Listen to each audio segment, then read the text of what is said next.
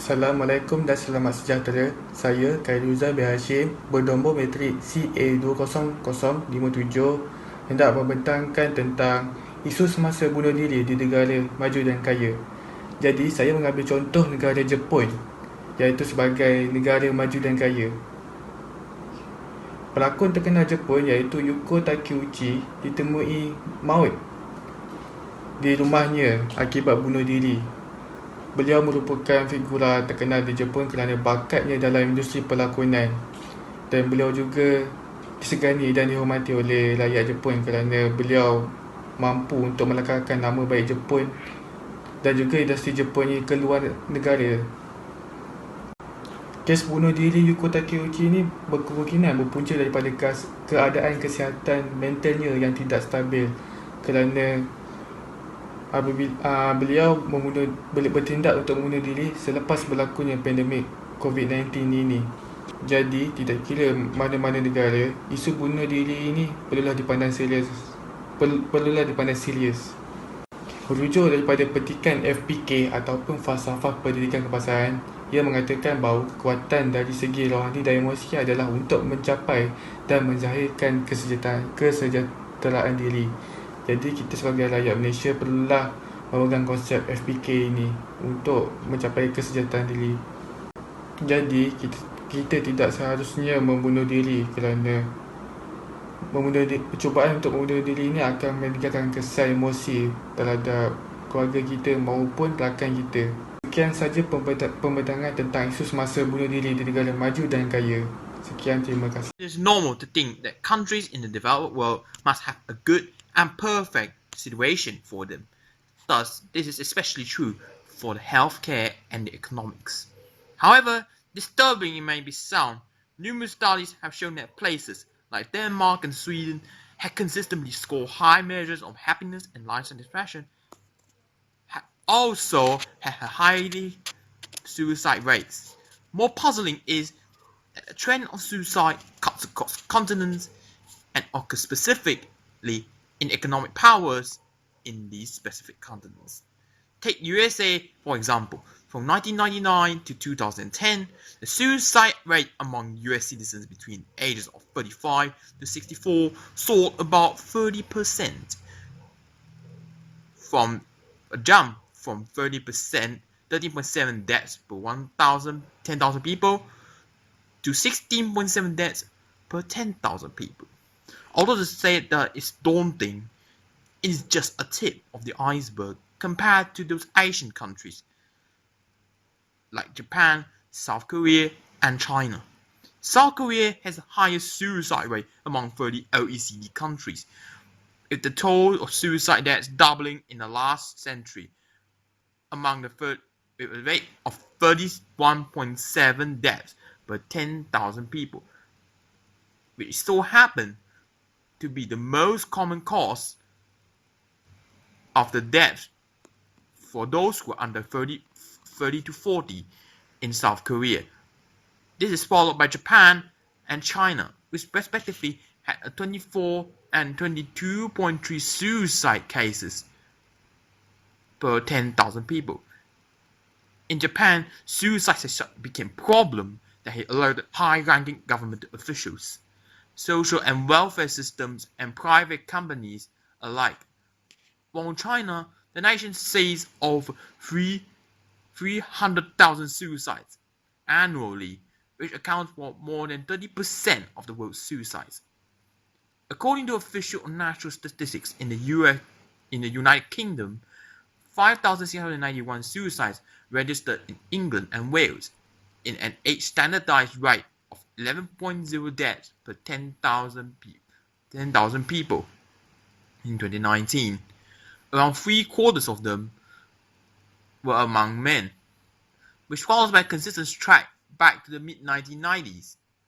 While in USA, according to the National Vital Statistics System, mortality data in the mid-1990s.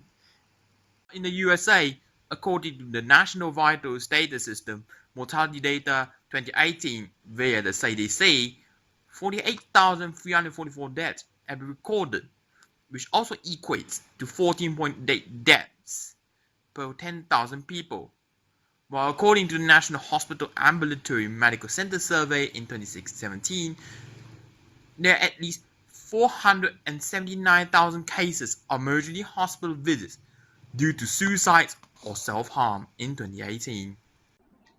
Saya Hazmi Hazim bin Zarul Fuad. Nombor matrik saya CB20117.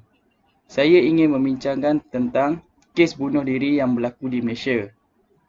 Statistik berdasarkan Polis Diraja Malaysia, PDRM, jumlah kes bunuh diri yang berlaku pada tahun 2014 hingga 2019 adalah sebanyak 339 kes. Jika kita lihat pada carta pie ini, kita dapat lihat bahawa kes yang mencatatkan kes terbanyak adalah daripada kaum Cina, iaitu sebanyak 147 kes. Diikuti dengan kaum India adalah sebanyak 76 kes. Kemudian diikuti dengan bukan warga negara sebanyak 69 kes. Diikuti dengan kaum Melayu sebanyak 47 kes. Seterusnya, kes cubaan bunuh diri pada tahun 2020. Sejumlah 465 kes cubaan bunuh diri dicatatkan pada bulan Januari hingga bulan Jun. Mereka ini telah menerima rawatan di Kementerian Kesihatan Malaysia. Menurut kes ini hanyalah merujuk kepada kes yang menerima rawatan di fasiliti kesihatan Kementerian Kesihatan Malaysia sahaja. Data ini tidak termasuk kepada kes cubaan bunuh diri yang menerima rawatan di hospital swasta. Jika kita lihat pada kes yang berlaku pada tahun lepas, sejumlah 675 kes percubaan bunuh diri dicatatkan pada bulan Januari hingga bulan Jun pada tahun 2019. Melalui ini, kita dapat lihat bahawa kes menurun sebanyak 210 kes. Dengan ini, kita dapat mengenal pasti bahawa usaha yang dilakukan oleh Kementerian Kesihatan Malaysia adalah berjaya. Jika anda ingin tahu, Malaysia telah memperuntukkan undang-undang kepada individu yang cuba membunuh dirinya. Menurut Seksyen 309 Kanun Kesiasaan, pesalah boleh dikenakan hukuman penjara maksimum 1 tahun atau denda atau kedua-duanya sekali. Selamat kepada semua. Nama saya Yung Channing, matrik number CA20124.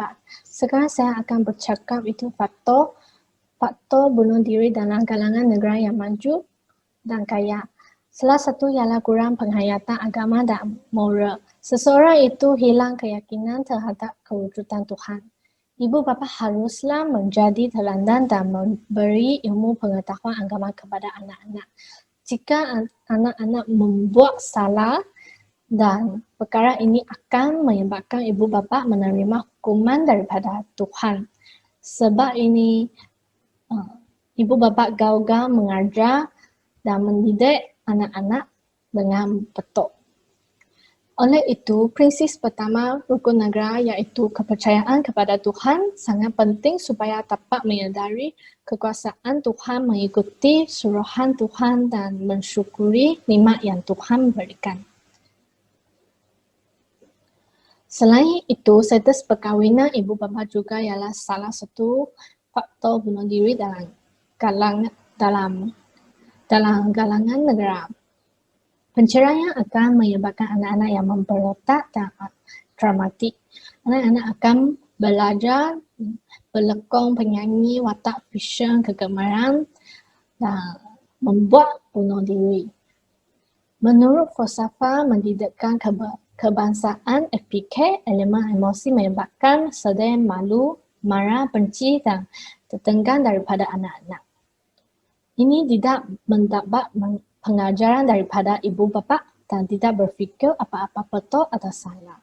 Oleh itu, anak-anak akan menyebabkan kemurungan dan emosi negatif. Akhirnya bunuh diri kes sangat serius dan banyak faktor bunuh diri dalam kalangan negara. Oleh itu, masyarakat haruslah membuat baik-baik dan supaya negara yang aman dan maju. Sekian, terima kasih. Nama saya Lara Charlton. Skop saya tentang pembentangan ini adalah faktor bunuh diri dalam kalangan penduduk negara maju dan kaya. Faktor utama saya adalah seseorang individu itu memiliki keadaan kesehatan mental yang tidak sehat dan stabil. Hal ini kerana gangguan kesehatan mental yang berlaku akan mengakibatkan seseorang individu itu tidak akan dapat berfikir secara rasional dan boleh tertinggal di luar kawalan. Menurut Falsafah Politik dan Kebangsaan (FPK), elemen emosi dan rohani perlu diseimbangkan bersama elemen-elemen yang lain. Dalam unsur rohani, elemen kerohanian adalah penting bagi melahirkan individu yang murni akhlak dan isap kepada pencipta. Manakala elemen emosi adalah amat tidak beratan, kerana emosi mampu mempengaruhi seseorang dalam tingkah laku dan tindakannya. Berdasarkan berita harian pada 12 November 2020, jumlah kes bunuh diri tertentu di Jepun pada tempoh Januari lalu hingga Oktober 2020 adalah seramai 17,219 orang. Hal ini dapat dilihat bahawa kurangnya penekanan unsur emosi dan rohani dalam kehidupan sehari rakyat negara Jepun telah mengakibatkan mereka memilih untuk membunuh diri secara jalan penyelesaian kepada masalah mereka apabila menghadapi sesuatu tekanan. Faktor kedua saya ialah seseorang individu itu dikemukakan masalah sosial sampai cuba bunuh diri. Masalah sosial seperti pengasingan, buli atau bahkan dikhianati boleh menjadi faktor kepada kes cubaan bunuh diri. Ini kerana masalah sosial dapat menyerang seseorang daripada keadaan fizikal dan mental. Berdasarkan harian mental pada 7 Ogos 2020, seorang penyanyi Indonesia telah meningkatkan dengan kes cubaan bunuh diri kerana telah dibunuh secara mania pada masa yang panjang. Malah, masalah sosial menjadi semakin serius sejak akhir-akhir ini. Menurut hukum negara yang berada pada kedua hukum negara ialah kedaulatan undang-undang adalah penting dalam menghadapi masalah sosial. Undang-undang bawah Seksyen 233 Akta Komunikasi dan Multimedia 1998 mempunyai peruntukan mengenai kesalahan penyalahgunaan internet. Persoalannya di sini, Akta Seksyen 233 tersebut sudah mencukupi untuk membentuk perbuatan tulis cyber di negara ini. Secara kasarnya, peruntukan hukuman yang bakal dikenakan kepada para penulis cyber masih tidak begitu ketat dan berat. Dengan inilah, penulis cyber menjadi semakin geram dan kerap mencari sasaran yang lain. Assalamualaikum warahmatullahi dan salam sejahtera. Nama saya Nur Farhana Ayuni dan saya akan menerangkan tentang kesan bunuh diri dalam kalangan penduduk negara maju dan kaya. Menurut akhbar berita harian pada tahun lepas, faktor utama kes bunuh diri adalah disebabkan kesihatan mental yang serius. Contoh kesihatan mental adalah seperti kemurungan dan stres. Jadi, peningkatan kes bunuh diri yang mendadak akibat masalah kesihatan mental ini telah memberi kesedaran dan juga membuka mata pelbagai pihak tentang pentingnya untuk menjaga kesihatan mental masing-masing. Masyarakat dan individu akan lebih terdedah kepada risiko yang akan dialami oleh orang yang menghidapi masalah kesihatan mental. Hal ini akan menyebabkan masyarakat dan individu saling membantu untuk menjalani kehidupan yang lebih positif. Mereka juga akan membantu individu yang menghidapi masalah kesihatan mental dengan memberi sokongan dan motivasi kepada mereka. Hal ini juga secara tidak langsung akan meningkatkan produktiviti sesebuah negara untuk menjadi sebuah negara yang harmoni. Jika diteliti kesan ini dengan lebih mendalam, ia akan dapat dikaitkan dengan FPK, iaitu Falsafah Pendidikan Kebangsaan, iaitu keharmonian dan kemakmuran masyarakat dan negara. Hal ini kerana kesannya masyarakat akan lebih membantu serta hormat menghormati antara mereka, dan hal ini akan memakmurkan negara serta mengharmonikan negara. Salam sejahtera semua, nama saya Charles Boswell. Saya akan membentangkan tentang kesan negatif bunuh diri dalam kalangan penduduk negara maju dan kaya. Kesan terhadap individu ialah ia akan mendorong orang lain untuk mencontohi bunuh diri, terutamanya orang terdekat. Hal ini demikian kerana mereka akan merasa terkesima kerana pembunuh diri itu merupakan orang terdekat seperti pasangan atau anak-anak. Mereka akan menyalahkan diri kerana tidak dapat memberi bantuan segera. Kejadian ini juga akan memberi kesan kepada mereka dari segi emosi dan mental, seperti kemurungan yang berpanjangan. Tekanan ini akan menyebabkan mereka bunuh diri juga. Jadi, dari segi falsafah pendidikan kebangsaan, kita haruslah memiliki jiwa yang damai dan tenteram dengan reha dengan kematian supaya tidak menjejak perbuatan yang sama. Kesan terhadap individu atau masyarakat ialah penyelewengan atau kebocoran privasi terhadap ahli keluarga bangsa. Penyelewengan seperti punca pembunuh diri berbuat demikian akan dibincangkan oleh sesetengah orang yang tidak bersimpati melalui internet ataupun dalam kalangan jiran-jiran. Ini akan menyebabkan keluarga bangsa berasa stres dan juga trauma, terutamanya kepada anak-anak mereka kerana mereka kemungkinan diejek oleh sesetengah orang yang tidak bersimpati ataupun tidak bermoral. Jadi, kita haruslah belajar pendidikan Islam ataupun pendidikan moral supaya kita dapat berkembang untuk menjadi insan yang sempurna dan kita dapat hidup dalam masyarakat yang bermoral. Kesan terhadap negara ialah ia akan menjejaskan nama baik negara. Terdapat satu trend yang agak popular dalam atas talian, iaitu Blue Whale Challenge. Blue Whale Challenge akan membawa mereka yang tidak matang fikiran ataupun memiliki penyakit mental untuk melibatkan diri dalam permainan ini. Blue Whale Challenge pertama berlakunya di Rusia dan seterusnya disebarkan kepada beberapa buah negara seperti China, Amerika Syarikat, Itali, Arab Saudi, dan sebagainya. Permainan ini akan mendorong mereka untuk memudaratkan diri dan seterusnya bunuh diri dalam hari yang ke-50.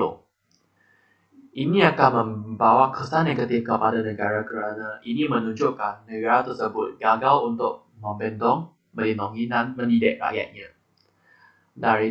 Merujuk kepada prinsip keempat rukun negara, iaitu kedaulatan undang-undang. Kita haruslah berfikirlah dahulu sebelum berbuat demikian kerana bunuh diri ataupun cubaan bunuh diri merupakan tingkah laku yang melanggar undang-undang. Sekian, terima kasih. Seterusnya, saya Chin Yongxi akan membentangkan kaedah mengatasi bunuh diri di negara maju dan kaya. Kaedah pertama ialah memantapkan rohani dan emosi. Emosi dan rohani dapat dimantapkan melalui penghayatan agama. Agama dijadikan sumber harapan dan keyakinan. Agama juga menentang bunuh diri seperti agama Islam yang dapat dilihat dalam Al-Quran. Emosi dan rohani juga dapat dimantapkan dengan mengamalkan falsafah pendidikan kebangsaan kerana mengandungi unsur emosi dan rohani. Seseorang yang menyedari Tuhan dan mempunyai emosi yang sehat akan menghargai diri sebagai ciptaan Tuhan dan berfikir secara mendalam sebelum bunuh diri. Pemikiran secara mendalam juga dikaitkan dengan logik. Kaedah kedua ialah strategi farmakoterapi. Antidepresan dapat mengurangkan risiko bunuh diri orang yang mengalami kemurungan.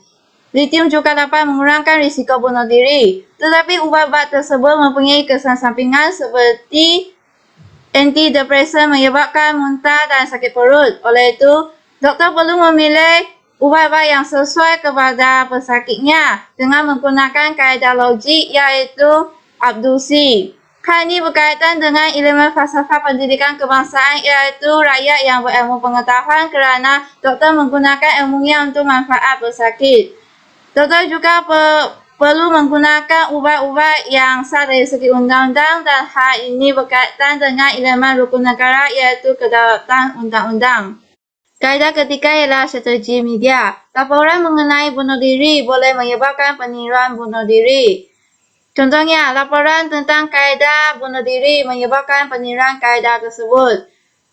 Oleh itu, penerangan jelas tentang kaedah yang digunakan untuk bunuh diri perlu dielakkan. Pekerja media juga boleh mengamalkan elemen rukun negara iaitu kesopanan dan kesusilaan. Pekerja media perlu menghormati privasi dan menggunakan perkataan yang sopan semasa menemu ramah dan membuat laporan. Penggunaan perkataan yang sopan juga berkaitan dengan elemen falsafah iaitu arkeologi dan elemen falsafah pendidikan kebangsaan iaitu beralam mulia. Assalamualaikum warahmatullahi wabarakatuh. Nama saya Yang Muhammad Putra bin Abdullah, nombor matrik CA20075. Okey, kali ini saya akan membentangkan kaedah mengatasi isu bunuh diri dalam kalangan negara maju dan kaya bagi konteks negara. Okey. Kaedah yang pertama adalah dengan mengehadkan akses kepada senjata, ubat-ubatan dan racun perosak. Okey, apa itu senjata? Senjata merupakan alat-alat yang mendatangkan kecederaan kepada manusia. Dadah merupakan unsur-unsur yang menyebabkan sistem badan kita menjadi rosak. Racun perosak pula merupakan perkara yang kita ambil dan apabila kita minum, ia boleh membawa maut. Okey. Senjata dadah dan racun perosak ini sering digunakan dalam kalangan penduduk negara maju dan kaya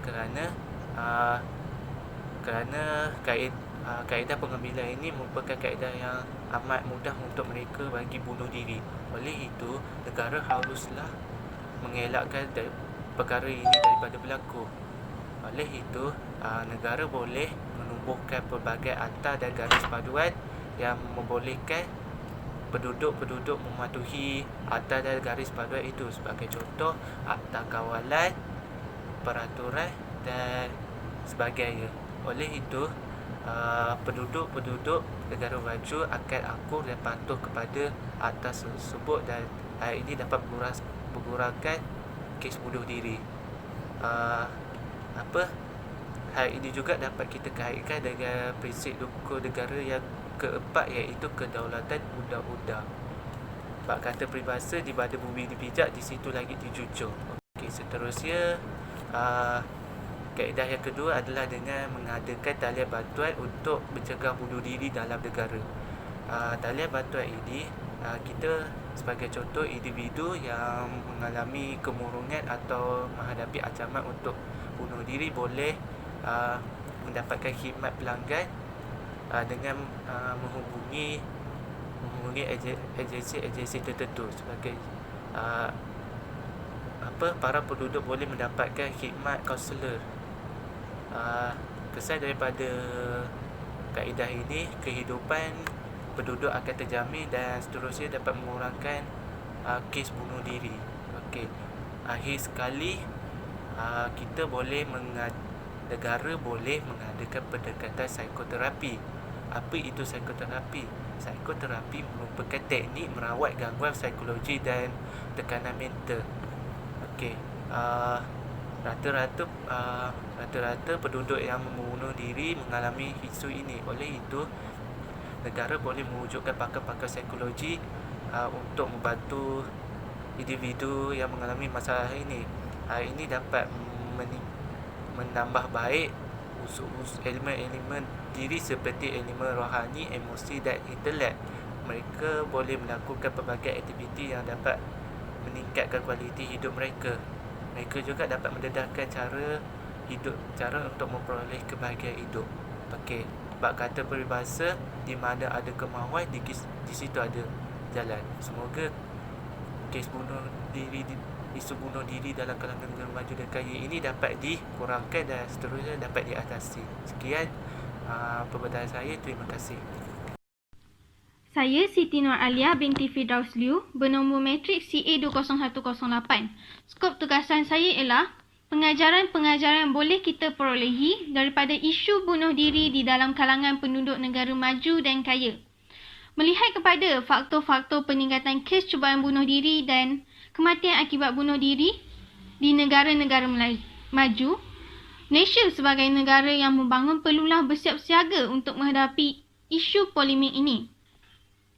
Institusi pendidikan semestinya memainkan peranan penting dalam membantu pihak kerajaan mengurangkan indeks kes cubaan bunuh diri dan kematian akibat bunuh diri.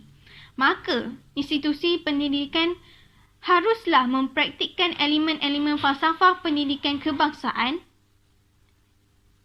secara menyeluruh dengan menjadikan perkembangan potensi seseorang individu sebagai watak utama dalam sistem pendidikan di universiti dan sekolah dan bukannya pencapaian akademik seseorang individu semata-mata. Di rumah pula, ibu bapa perlulah menerapkan prinsip-prinsip rukun negara di dalam mengajar anak-anak mereka membuat sesuatu keputusan. Hal ini kerana anak-anak ibarat kain putih dan ibu bapalah yang akan mencorakkannya. Jika ibu bapa menerapkan kelima-lima prinsip rukun negara di dalam mengajar anak-anak mereka membuat sesuatu keputusan, pastinya anak-anak dapat membuat keputusan yang baik dan rasional apabila mereka dewasa kelak. Pepatah Melayu ada menyebut, melentur buluh biarlah dari rebunya. Assalamualaikum dan selamat sejahtera. Saya Ahmad Rizwan MR bin Muhammad Samsudin, CB 20105, ingin membentangkan tentang kesimpulan dalam skop cadangan.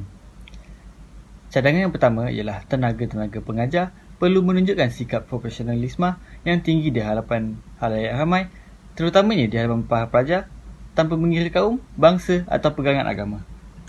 Yang kedua, menjatuhkan hukuman yang berat adalah salah satu cadangan yang boleh diberikan kepada pembuli dengan menggantung pengajian mereka dan mengadakan sesi kaunseling kepada mereka.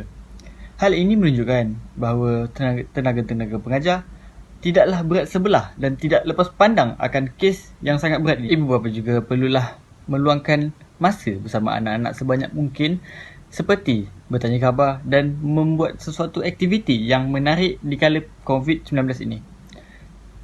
Ibu bapa juga hendaklah memerhatikan juga perkembangan mental anak-anak seperti depresi, tekanan dan juga kerisauan melampau agar semua masalah mental ini dapat dielakkan bersama. Hal ini disebabkan kanak-kanak masih belum boleh mengatasi stres dengan betul.